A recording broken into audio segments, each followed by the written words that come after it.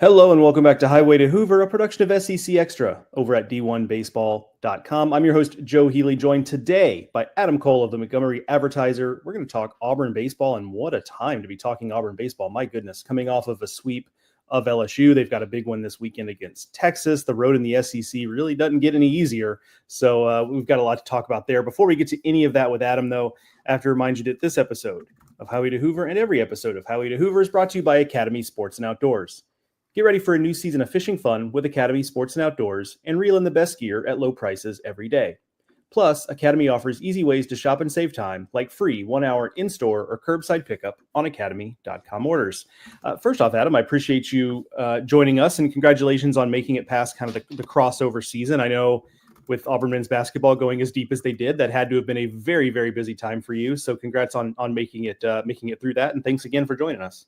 Yeah, no, thanks, man. It's definitely it's been kind of a wild time on the plains lately. It certainly doesn't let up, and I mean, with the way Auburn baseball is looking right now, I mean, gosh, there's a chance it doesn't let up until well into I genuinely, off the top of my head, I forget how long the baseball calendar runs. If I remember right, from 22, it went somewhere into July, but yeah, it certainly doesn't let up, and with baseball, it's suddenly gotten very interesting. Yeah, I always, because with my job, I'm in Omaha every year, and so I basically just tell people I come up for air on July 4th, and then we'll go from there. So I can't really make any summer plans until then, and that's okay, because it's always a lot of fun with those deep playoff runs. Okay, so the weekend result last weekend, the sweep of LSU. Let's start there. I was at the series in Athens, so I can't pretend to have watched every inning of this thing, but I watched a decent bit of it, and it felt to me like Auburn just kind of controlled that series from pitch one to the end. That doesn't mean it was easy, but it does feel like they controlled it. Is that a fair assessment of kind of the way it went down?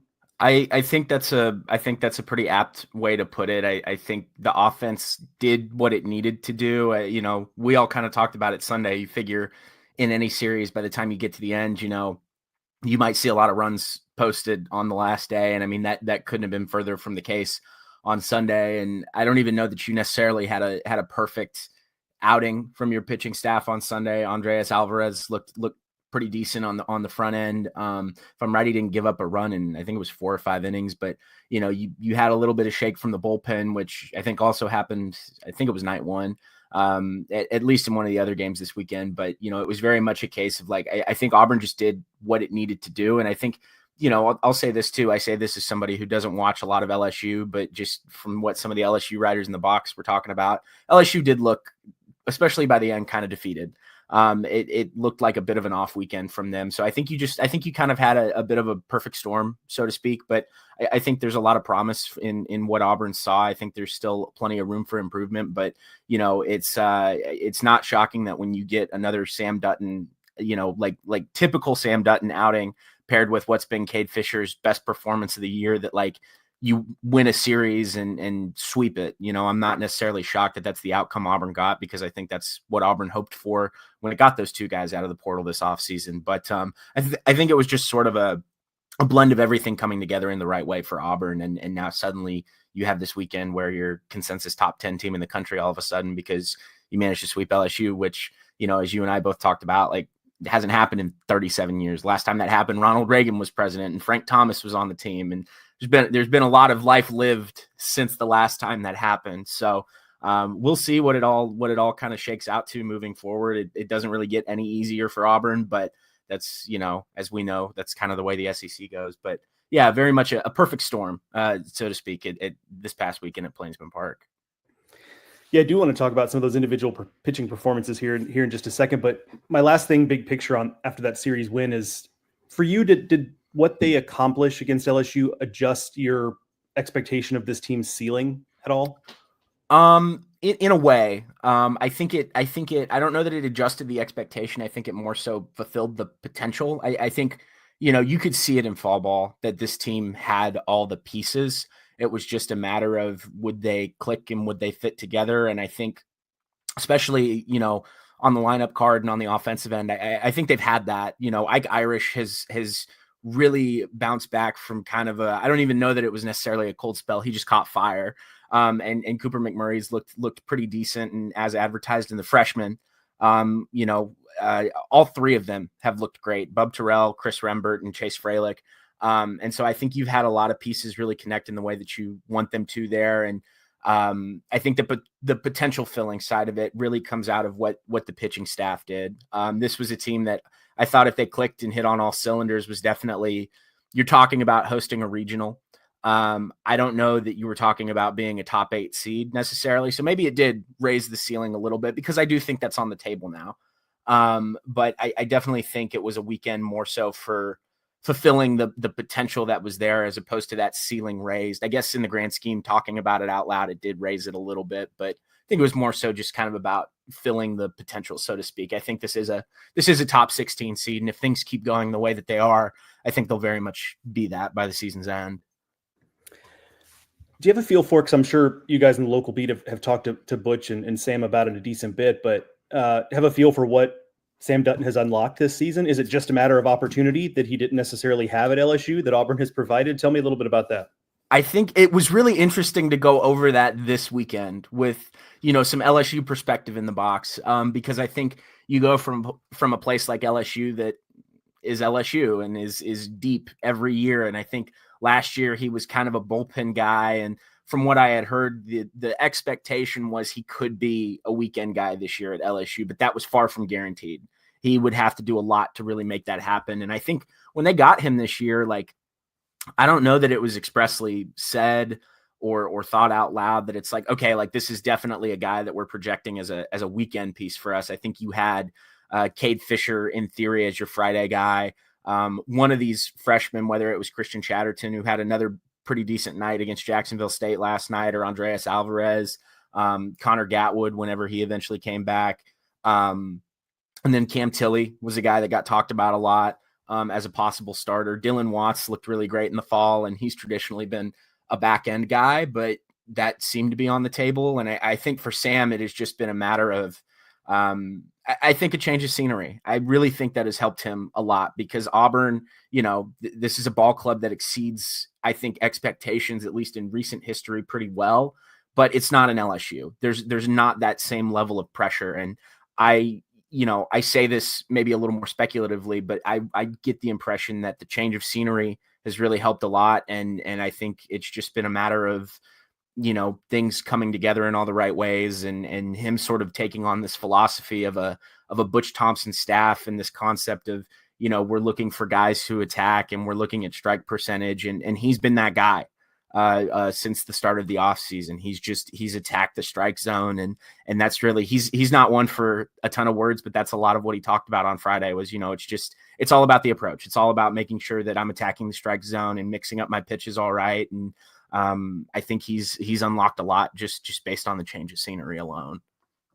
Last weekend was Cade Fisher's best start in an Auburn uniform, and it's been, it's kind of been like a steady improvement the last, let's call it 6 weeks. Mm-hmm. Is it just a matter of him being physically healthier and stretched out and stronger and all that, or is there something else at play, do you think? I've been intrigued by that, because I think after the Holy Cross series, we all wondered, okay, how much of it was health related. Butch Thompson talked about that a bit. And I think they were doing a lot more, doing a lot more of a cautious, I don't know if sidelining is the right word, but, he was a guy who was a TBD to pitch after the Holy Cross weekend and kind of worked his way back into the rotation. And as you said, he's sort of been building up. And I think it's been more mental than anything. I think it's been more so about getting a confident level of footing underneath him. And, this weekend, he went 5 innings and he left the mound, and I was like, well, he got the job done. That was my thought when he got done on Saturday was, this wasn't lights out, crazy stellar, but he got the job done. And then I looked at the stats comparatively going into Sunday of what him and Sam did, and they weren't identical. Sam went an extra inning, but they were similar in the fact that, I think Cade had 7 strikeouts in 5 innings. I think he maybe only walked 1 or none and gave up 1 run.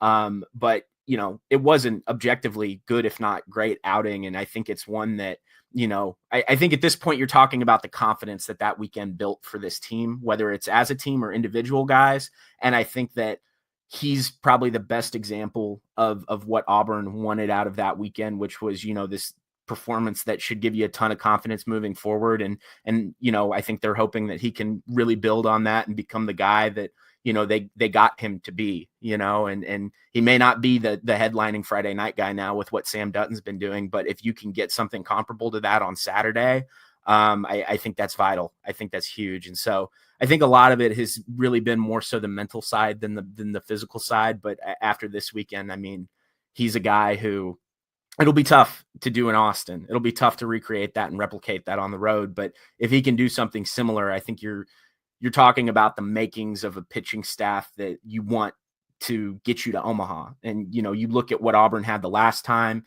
It was Joseph Gonzalez. It was Mason Barnett really came on down the stretch, Trace Bright, and then you had some back end pieces. And Auburn has the back end pieces this year, whether that's Ryan Hetzler or anybody else. So, to answer the question, I think it's more so mental than anything. But I'm curious more than probably anybody on that staff to see where he goes moving forward. You kind of alluded to it there, but it feels like this bullpen is deeper than it's been in I don't even really know how long. I mean, when you take into consideration, you already mentioned Tilly and Watts and Hetzler, Carson Myers, like maybe the unsung hero of the entire staff. Like, Yes. you talk about just the variety of options they have there. I have to imagine that Butch and company are pretty satisfied with what they have there. I think so. And you look at in the sense of a bullpen alone, I think we just kind of went down the laundry list of guys. And Butch talked about it on Saturday when Hetzler pitched. He got a 3-inning save. And, I had asked him, like, just how vital is it to have a guy carve out such a defined role at the midway point of SEC play? And Butch agreed with it. But the thing that he acknowledged was he was like, Hetzler was 3 different pitchers for us tonight. He came out and he was throwing more soft stuff early, and he had to play setup man kind of 7th and really in the 8th. And then he comes out as, the closer in the 9th, and he is throwing fastballs, and his velocity went from low 90s to up to 96, 97 by the end of the night. And he's like, when you can have a guy be that, he's like, that's what's vital. And so you've got that. You've got, like you said, Carson Myers has looked incredible in long relief all year. That's a guy who Auburn tried as a starter last year, and it wasn't perfect, but he's seemed to kind of figure out the middle ground. Dylan Watts has been hot of late. There's another Cam Tilly. Yeah, Cam Tilly's another one who, when he's on, he's on. He didn't have his best performance against LSU, but he's somebody who I think if they can not lock down some consistency, that's a great piece out of the bullpen. John Armstrong's another guy who personally I love. I mean, I've been watching him pitch since 2022. His arm slot is one of the weirdest things I've ever seen. And he loves coming in with like runners on. Him and I talked about that last year. I was like, are they ever going to give you a clean inning? And he's like, my analytics are like, he's like, I do better with runners on and I like it. And I'm like, okay. I'm like, that's like, good for you, dude. And so you've got that. You've got the freshman pieces in Alvarez and Chatterton. And then another guy who is supposed to come back at some point was on the roster this weekend. We thought we might see him is Mason Cook, who was stellar out of the bullpen for Creighton last year. And that's another, we'll see what happens. I think his return has been later than they anticipated, but if that's a guy that they can get going, you're looking at an insanely deep bullpen, which I think, again, was the key for Auburn in 2022, was you had a defined setup man in Carson Skipper. You had a defined closer in Blake Burkhalter, and that did wonders for them. So if Auburn can carve that out by the time we get to Hoover, I think you're looking at a really interesting team, and, a team you may not even talk about as a dark horse for Omaha by that point, if they're really doing as well as they could, because I want to say dark horse, but they're ranked 6th in the country right now. They're verging on a top 5 team. And if they can, they'll have to get a big statement series win somewhere, whether that's this weekend in Texas or whether that's at Tennessee, or if Ole Miss keeps it up, in Oxford at the end of the year. The schedule probably isn't ideal as far as what you want in the back half of what you have on the road, but you've got your opportunities in front of you, and they're huge. So, it's a really deep bullpen right now, and I think it'll be really intriguing to just kind of see how it shakes itself out by the end of the year. Flipping to the position player side of things, you mentioned it, the freshmen, with Terrell and Freilich and Rimbert, those guys just started hitting as soon as they got here and then haven't really stopped. I mean, what's left to say about them that hasn't already been said or that needs to be emphasized about those guys? You know, I remember, I guess it would have been 2 years ago now. Auburn brought in all of its top 100 commits, and that was Ike Irish, Chris Stanfield, Hayden Murphy, and Zach Crotchfelt. And you were like, man, this is a damn good class.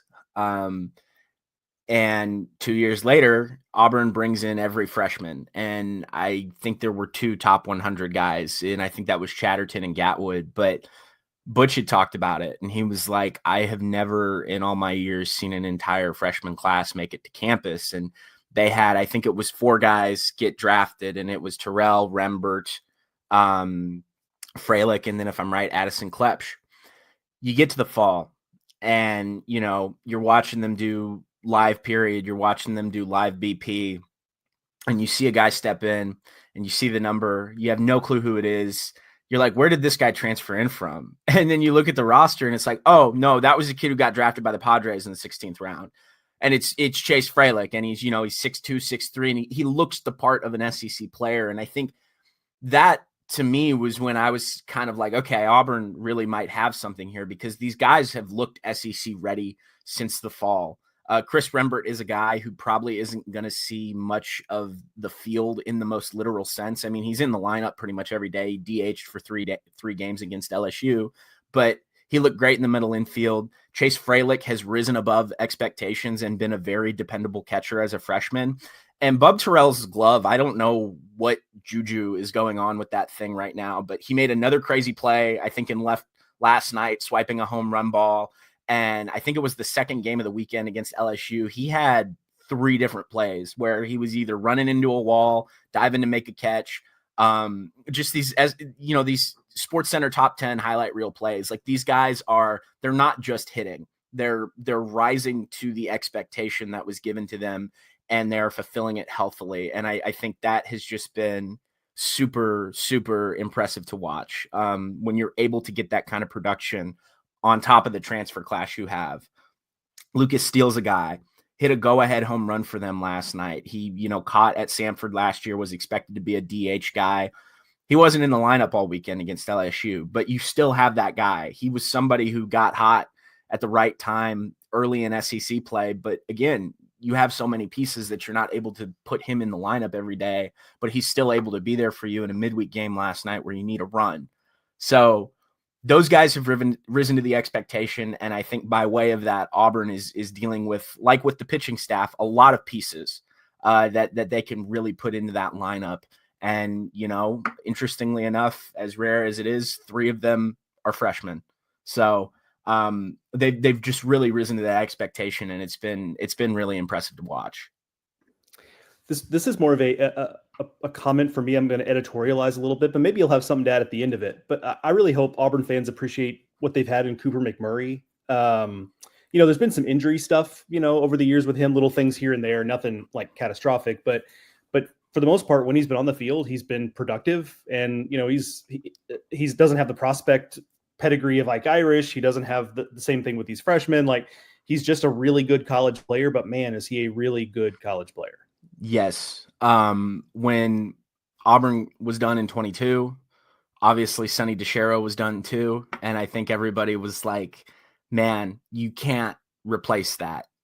And I'm not saying Cooper McMurray has been Sonny DiChiaro, because he hasn't been. I don't know that we'll ever see another Sonny DiChiaro in the way that he caught fire in this one year and was just a character in and of himself. I mean, they're not clapping at Chayla Luna when Cooper McMurray steps in the box, but he has been, I think, everything you could hope for when you go back into the portal and say, is there a guy we can get who fulfills that role? And he's somebody who, I remember in 23, the bat didn't come on as early as they wanted it to, but it caught fire by the end of the year. And of course they made that run to host a regional. And I think it was the Missouri series that year. He did.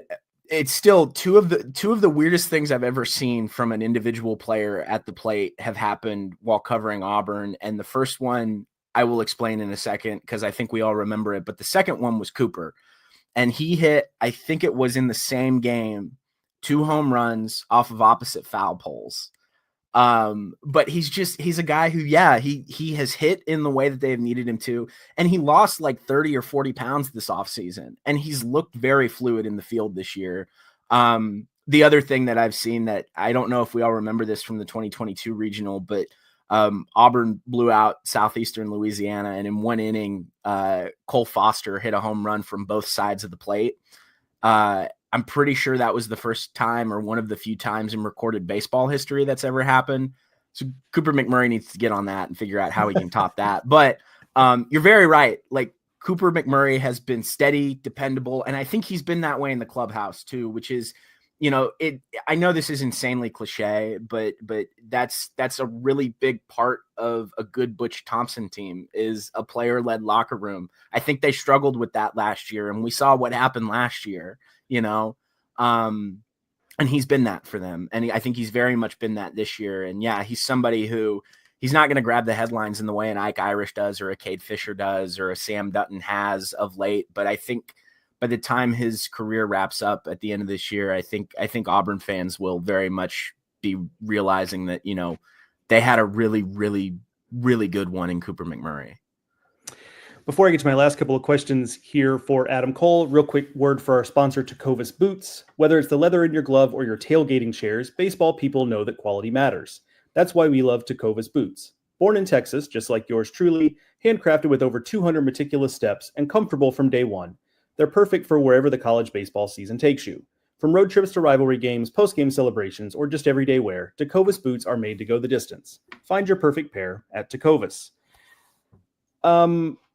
Where does this team, because before we went on air, you mentioned to me that Butch, just even in the sweep of LSU, said, hey, we've still got some strides we can make here. So from your perspective, whether it's your own observations or something Butch has shared, where does this team have still to grow? And how scary a proposition should that be for the rest of the SEC? I think the two big things I look at are consistency from the pitching staff.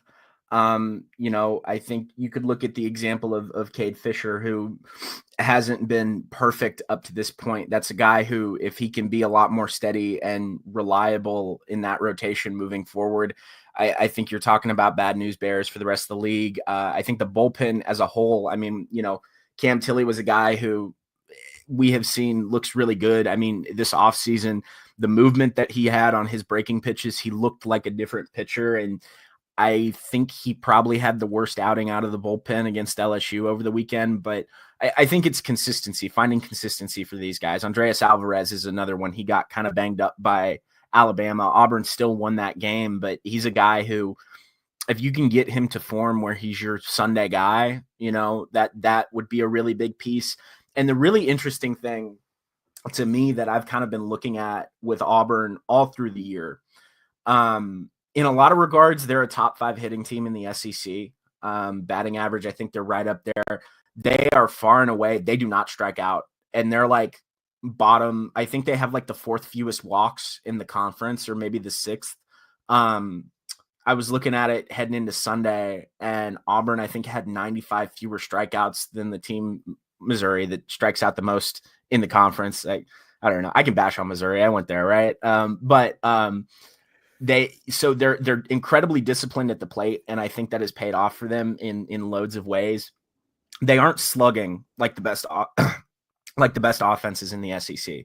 They're not at the caliber of a Georgia or an Alabama or a Tennessee.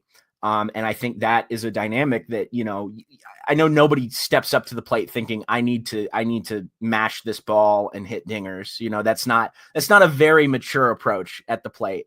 But Ike Irish, I think, is a guy who has had his power make incredible strides since he got to Auburn. Cooper McMurray is another guy who has a propensity for power. Lucas Steele is a guy who, if he can make his way back into the lineup, I think he can be a power piece. Bub Terrell.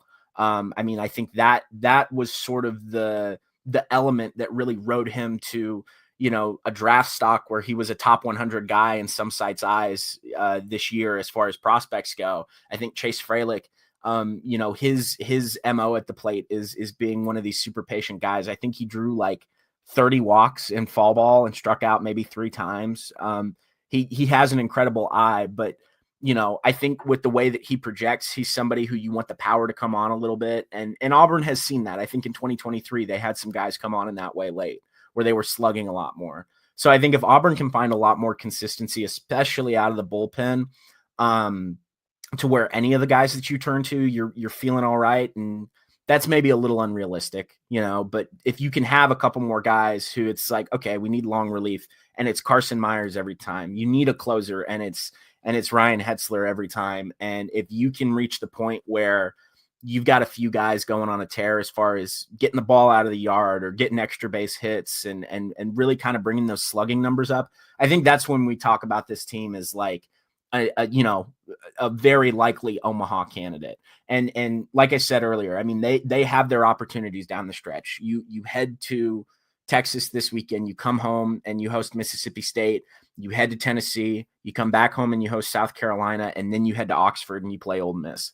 And so that's 3 road series that are against, at least heading into the LSU weekend, top 10 teams. I think Ole Miss fell a little bit, but some really tough series where I think earlier in the year, you're probably feeling like if you can steal one on the road, you're in a good place. You probably need to win one of those, if not multiple at the very least. And then you got to handle business at home.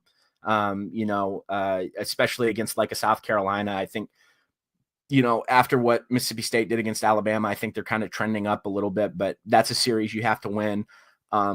So they've got their opportunities. And I think these next 15 games, or I forget if we've gone up with the addition of Oklahoma and Texas and how many conference games you're playing, but these next 5 series, you got to make a statement and really do something to get ahead. And I think that's when we're talking about this team kind of in the echelon of where they're at for this moment. But there's absolutely room to grow. And I think that's a little daunting, but I think it's a dual-edged sword, because if you can make those strides, you're sitting in an incredible place, and you're sitting in a place where, quite frankly, this program has never sat before. Yeah, I mean, when you put it that way, I mean, that does put a nice little punctuation on it, just because you're absolutely right about that. My last thing, real quick, just quickly, what stands out as being important this weekend as they head to Texas to be able to have some success there, however you define that, which might just be, hey, let's get a win, right? Given that Texas is the number 1 team in the country. I think that's sort of the mindset, and I think it'll be different, and things could change by then, but I think it'll be a little different at Tennessee and at Ole Miss. But I think with this one, I'm getting a little comparative here. You want to make sure that you don't have a weekend like you've had in Athens, where that Georgia team's a really good team, especially at home. And I think you were feeling lucky if you could win one, and you had one in your pocket, and then you weren't able to get it in that series finale. And I think the biggest thing I'll be looking for out of Auburn this weekend, like, isn't necessarily wins and losses, but more so just a steadiness. If I remember right, I mean, and you were there, so you can correct me on this if I'm wrong, but they looked like they were running with Georgia a little bit, at least through the first game and a half, if not 2 games. And if you can do that and get to Sunday and, manage to, if you can steal one before then, great. But like, if you can just stay in the running with Texas this weekend and not feel like you have to hit the panic button, which I think, despite the fact that they got swept, just from what I had heard, like after the Georgia series, I don't know that anybody was necessarily panicked, but as long as you can kind of keep in that place, I think survive is the right word for this weekend. If you can survive and get through it and still feel pretty good about where you're at, I think you're doing all right. You'd love to win one. And I mean, to say you'd love to win one, I don't know what the right words would be for winning 2. It'd be a lot more than love, whatever that word might be. But yeah, if you can just kind of keep your head on straight and battle it out, and if you can steal one, great, but get out of there, feel happy and content about what you put on the field. Make sure, if it's more of a weekend where Texas is beating you than you are losing games, I think that's what you're looking for. And that's not necessarily a winner's mentality, right? But I think you'll be in a pretty good place, all things considered, but that's going to be really hard to do because this Texas team has been great all year. So we'll see what happens. I'm intrigued. But there's a lot of ball games left for sure. Yeah, that's the SEC is such I almost used a word that's not suitable for a podcast, but like it's such just like it messes with your mind because like every team has a weekend where you're like, well, that was weird. It just like, right now it's the Georgia weekend, but for Texas, could it be this weekend? Right. Who knows? But regardless, yeah, it should be a fun weekend in Austin between Auburn and Texas. Good stuff here with Adam Cole of Montgomery Advertiser. Adam, appreciate you joining us once again. Yeah, no, I appreciate you having me on, man. I'm happy to be here. Follow all of Adam's work, the Montgomery Advertiser, on social media at Cole Reporter, all one word, at Cole Reporter. That is going to do it for this edition of Highway to Hoover, a production of SEC Extra over at d1baseball.com. Thank you to our sponsors, Academy Sports and Outdoors and Jacobus Boots. Thank you once again to Adam Cole of the Montgomery Advertiser, and thank you, the listeners, for listening. We'll talk to y'all soon.